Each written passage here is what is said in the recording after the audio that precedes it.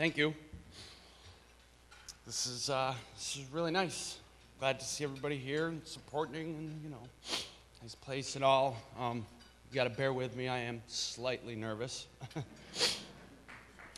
So yeah, as they said, I was Rutland Dismas.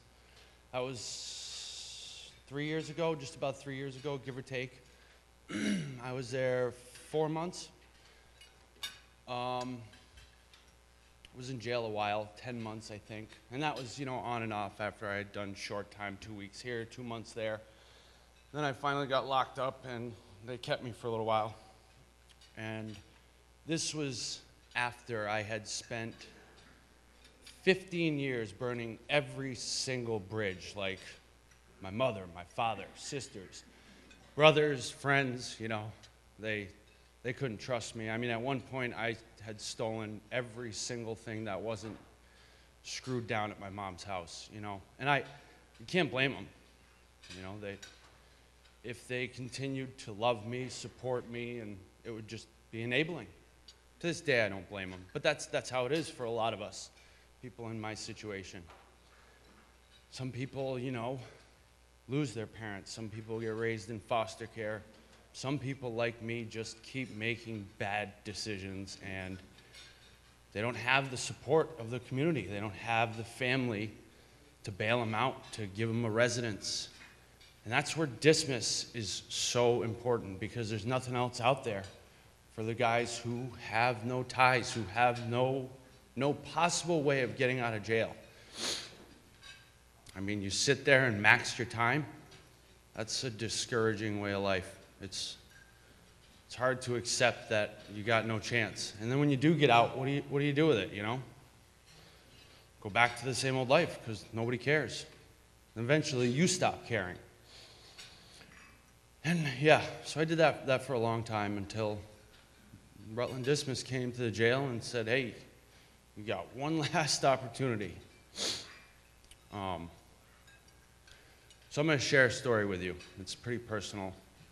I haven't shared this one with too many people except the close family I have. My very last charge, the one that got me locked up for the longest time I ever spent in jail. I had this thing that I'd pay for my habits. Drunken junkie, I'd pay for my habits by breaking into vending machines, stealing the change. Victimless crime. As a criminal, I kind of had slight morals, I guess. So anyways, this time, it was ironic, I came to Burlington. And after a couple different video games, the police were called, chased us down, caught me and my accomplice, arrested us, got locked up. And by a mishap in paperwork, I was released the next morning. Shouldn't have been released, but I was. But the important part of the story is my youngest son was with me. This was the last bridge, very last bridge I had to burn.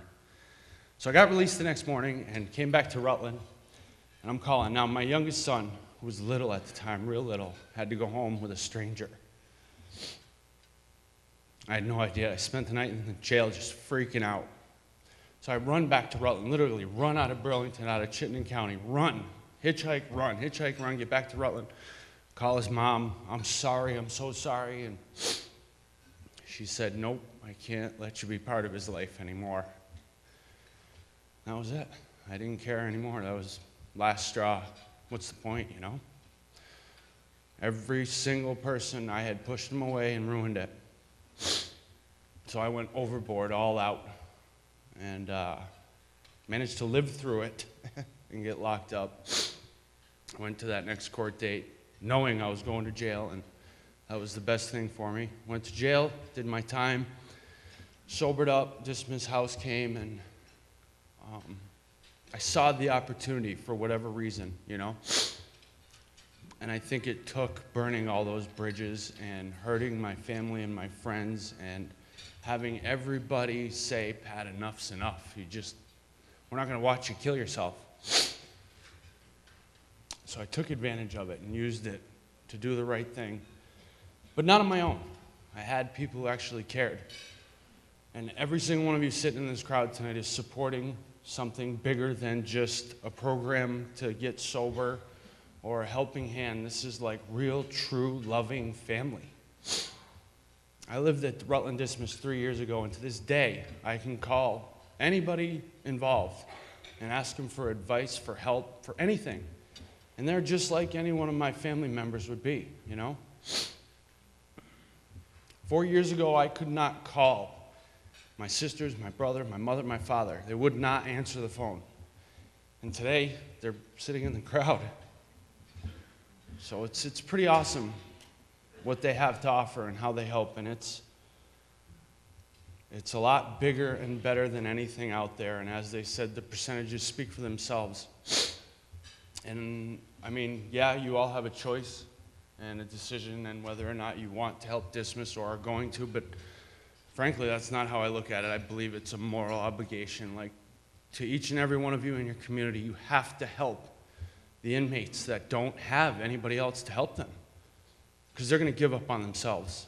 And without love, support, you know, a second chance or a 20-second chance. So I moved into Dismas, and I was there a month or two, you know, really, really using this to the positive advantage and trying to rebuild some sort of respect, not just with my family, but for myself. And they like to reinforce that with the dinners, you know, and the volunteer work, stuff like that. And I was happy to do it because I had had 9, 10 months to clear my head up. I mean, you spend 15 years using and abusing every single substance that gets in your way. It takes a minute to clear your head up.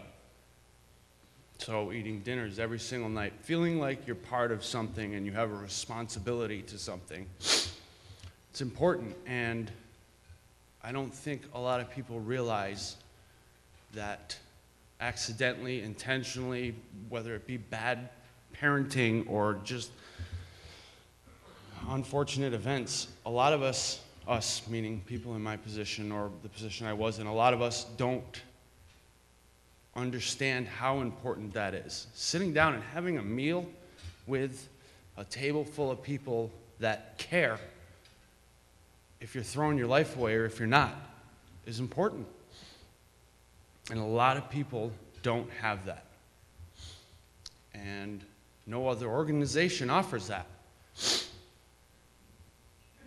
So I spent 2 months, and I'm sorry, I'm hopping around here. I tried to write a speech, but I always end up ripping it up and starting over and ripping it up and starting it over, so I figured I'd wing it. So 2 months at Dismas, and everything's going great, and I'm 34 years old, so I was 31 at the time, 31, and I was asked to be the house manager, basically the guy who looks out for everyone else in the house when the bosses aren't there, which was like, whoa, you know? I mean, I got kids that I haven't been taking care of this time, and now you want me to babysit all these guys? But I owed them that much at the very least, you know? What they offered me, what they gave me, I had to try. And I did. And I took pride in it, which was an unusual feeling for me. But I did.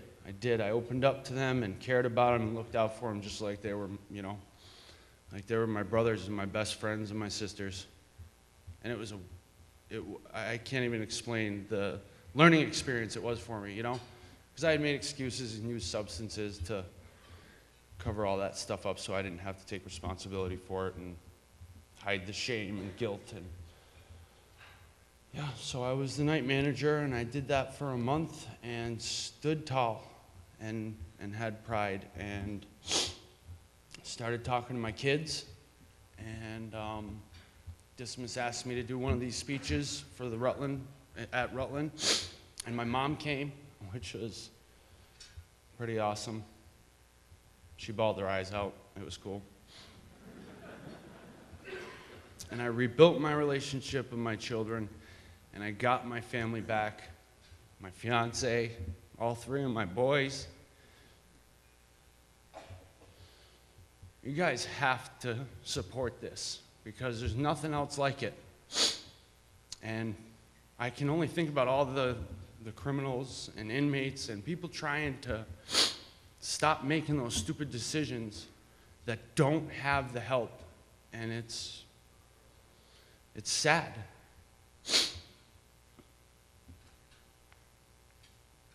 So yeah, that's my story.